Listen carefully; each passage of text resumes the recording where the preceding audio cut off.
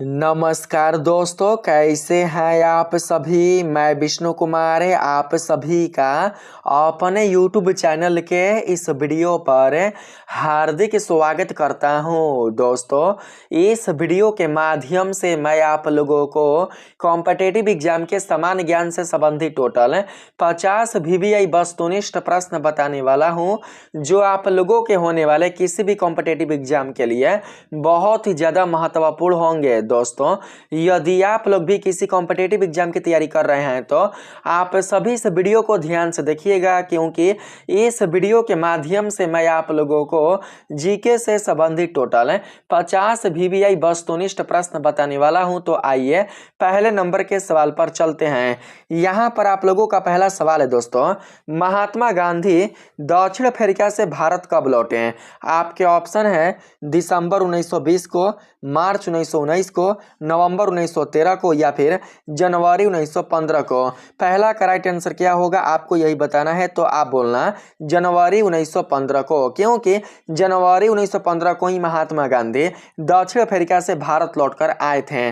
तो इसका right answer आप लोगों का ऑप्शन नंबर डी होगा। दोस्तों, अगला प्रश्न है 2 नंबर में, प्रथम भारतीय नोबेल पुरस्कार के विजेता कौन थे। आपके ऑप्शन है सीवी रमन, रविंद्रनाथ टैगोर, एच खुराना, अमर्त्य सेन। तो इसका राइट आंसर आप लोग क्या बताएंगे, तो रविंद्रनाथ टैगोर। इसके लिए बिल्कुल राइट आंसर आपका बी होगा। अगला है 3 नंबर में, गांधी जी ने किस कानून को काला कानून कहा था। गांधी जी के द्वारा, महात्मा गांधी के द्वारा किस कानून को काला कानून कहा गया था। तो इसका राइट आंसर आप बताएंगे रॉलेट एक्ट।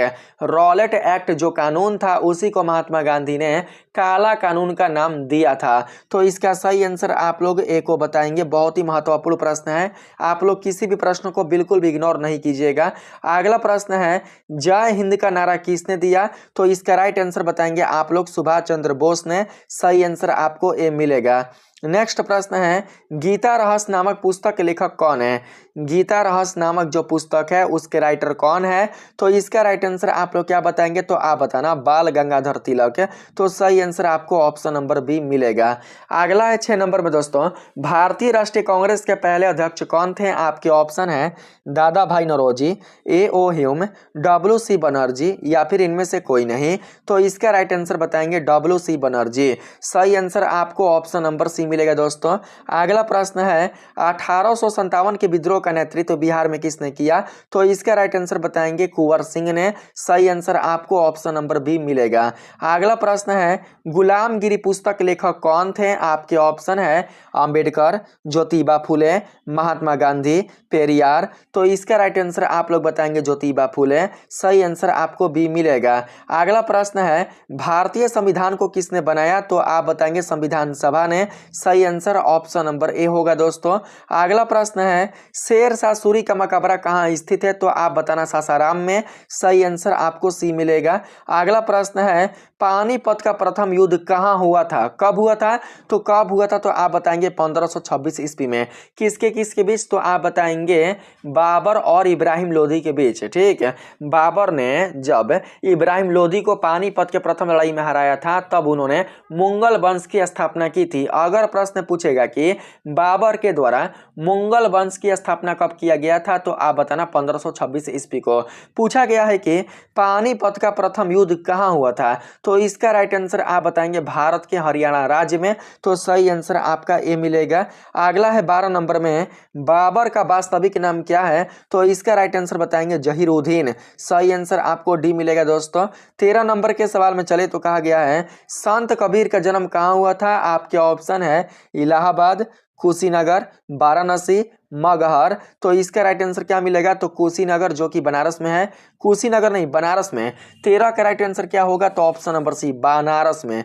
वाराणसी में ही संत कबीर का जन्म हुआ था। तो करेक्ट आंसर आप लोग ऑप्शन नंबर सी को बताएंगे। कुशीनगर में गौतम बुद्ध की मृत्यु हुई थी। कुशीनगर में जो गौतम बुद्ध हैं उनका दोस्तों वहां पर मृत्यु हुआ था, याद रखिएगा। अगला प्रश्न है 14 नंबर में, अहमदानगर की किस रानी ने सम्राट अकबर के खिलाफ लड़ाई लड़ी थी। अहमदानगर की अहमदनगर की किस रानी ने सम्राट अकबर के खिलाफ लड़ाई लड़ी थी। आपके ऑप्शन है चांद बीबी, रजिया सुल्तान, दुर्गावती, रूपमती। 14 का राइट आंसर आप लोग क्या बताएंगे, चांद बीबी। सही आंसर आपका ए होगा। अगला प्रश्न है मीराबाई कहाँ की राजपूत राजकुमारी थी, तो इसका राइट आंसर आप बताएंगे मेड़ता के। 15 का right answer option number B मिलेगा दोस्तों। अगला प्रश्न है अजमेर इनमें से किस सूफी संत से संबंधित है, आपके ऑप्शन है ख्वाजा निमाजुद्दीन औलिया से, ख्वाजा मोइनुद्दीन चिश्ती से, बाबा फरीद से, या फिर बंदा नवाज गिसरू दराज से। तो इसका राइट आंसर आप बताएंगे ख्वाजा मोइनुद्दीन चिश्ती से। ख्वाजा मोइनुद्दीन चिश्ती से ही संबंधित है। अजमेर जो है ना उसी से संबंधित है। तो करेक्ट आंसर आपको बी मिलेगा। नेक्स्ट है 17 नंबर में प्रसिद्ध गोलकुंडा किला किस राज्य में स्थित है। प्रसिद्ध गोलकुंडा जिला किस राज्य में स्थित है। जिला नहीं किला है दोस्तों, सॉरी किला है, किला ना, आप लोग इसको किला बोलना।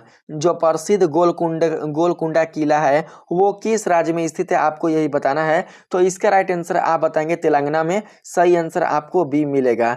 नेक्स्ट प्रश्न है यहाँ पर 17 18 नंबर में है गोलकुंडा किला किस राजवंश के द्वारा बनाया गया था। आपके ऑप्शन है विजयनगर साम्राज्य, कुतुब शाह राजवंश के द्वारा, सातवाहन राजवंश के द्वारा, या फिर होयसल राजवंश के द्वारा। तो सही आंसर 18 का आप लोग बताएंगे दोस्तों कुतुब शाही राजवंश के द्वारा बनाया गया था गोलकुंडा किला।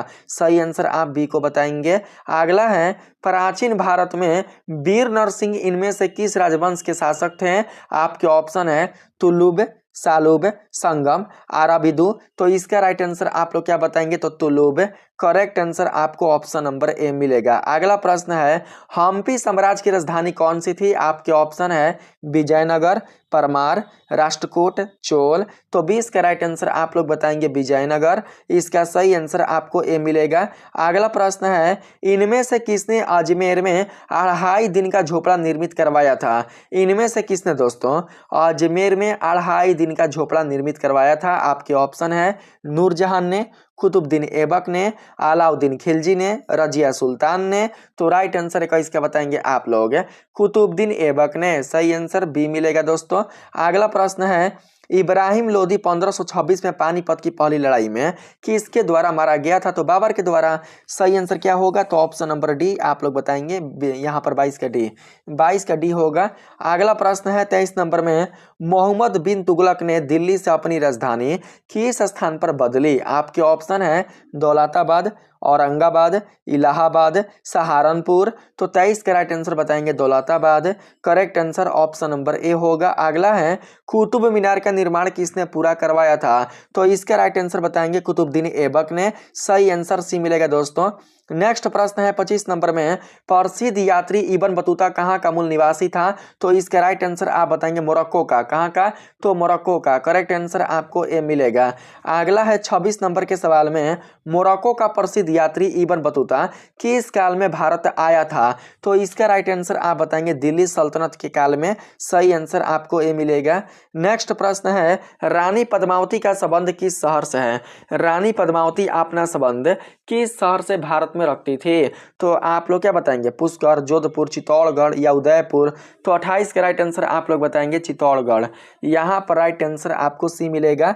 अगला प्रश्न है गुलाम वंश का संस्थापक कौन था। आपके ऑप्शन है इल्तुतमिश, बलबन, रजिया, कुतुबुद्दीन ऐबक। तो इसका राइट आंसर बताएंगे कुतुबुद्दीन ऐबक। सही आंसर आपको डी मिलेगा। नेक्स्ट प्रश्न है कुतुबुद्दीन ऐबक और रजिया राजवंश किस वंश से संबंधित हैं। कुतुबुद्दीन ऐबक और रजिया राजवंश किस वंश से संबंधित हैं। आपके ऑप्शन है ममलुक, खिलजी, मुगल, लोधी। राइट आंसर क्या होगा, तो बताएंगे ममलुक। आपका सही आंसर ए मिलेगा। नेक्स्ट है 31 नंबर में दोस्तों यहाँ पर देख सकते हैं सामान और सेवा कर लागू करने वाला पहला देश कौन था। तो इसका राइट आंसर बताएंगे फ्रांस। आपका सही आंसर बी होगा। अगला है 32 नंबर में भारत में सामान और सेवा कर कब शुरू किया गया था। तो इसका राइट आंसर आप बताएंगे 1 जुलाई 2017 ईस्वी को। सही आंसर बी मिलेगा दोस्तों। नेक्स्ट प्रश्न है भारत के किस राज्य को चीनी का कटोरा कहा जाता है। आपके ऑप्शन है उत्तर प्रदेश, पंजाब, आंध्र प्रदेश, बिहार, तो इसको बोलेंगे आंध्र प्रदेश। ठीक है, यहाँ पर गलती है, आप लोग इसको आंध्र समझेंगे। क्या समझेंगे? तो आप लोग इसको आंध्र समझेंगे। करेक्ट आंसर होगा ऑप्शन नंबर सी, क्योंकि आंध्र प्रदेश को ही भारत के चीनी का कटोरा कहा जाता है। अगला प्रश्न है, मेक इन इंडिया कार्यक्रम का लोगो क्या है? लोगो यानी कि पहचान, लोगो यानी कि पहचान चिन्ह क्या होता है? तो आप बताएंगे शेर। सही आंसर ऑप्शन नंबर ए होगा। अगला है, आरबीआई का मुख्यालय कहाँ स्थित है? आरबीआई का मुख्यालय आपको बताना है। आपके ऑप्शन है दिल्ली, कोलकाता, मुंबई, चेन्नई। तो 35 का राइट आंसर आप बताएंगे मुंबई। सही आंसर आपको सी मिलेगा। नेक्स्ट प्रश्न है, भारत में किस बैंकों को बैंक का बैंक, यहाँ पर क्या लिखा है जी? भारत में किसको बैंकों का बैंक कहा जाता है? यही आपसे पूछा है। भारत में किस बैंकों का बैंक कहा जाता है? तो इसका राइट आंसर क्या बताएंगे 36 का? तो आप बोलना भारतीय रिजर्व बैंक। भारतीय रिजर्व बैंक को ही हमारे भारत देश में बैंकों का बैंक कहा जाता है। तो इसका राइट आंसर आपको ए मिलेगा। अगला सवाल है दोस्तों, वर्ल्ड